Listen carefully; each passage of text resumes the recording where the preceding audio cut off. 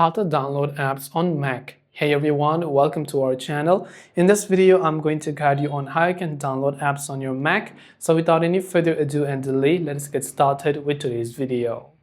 If you want to download apps on Mac, it is fairly simple for us to do so. What you have to do for this is on macOS, we have our default app store that looks like this. So you can open them from your Launchpad and search for App Store and then open it up manually.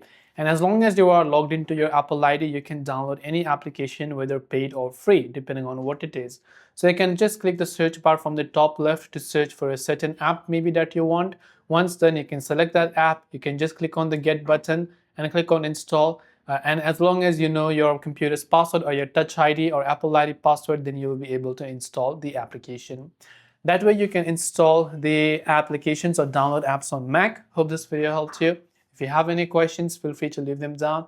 Thanks for watching and see you soon in the next video.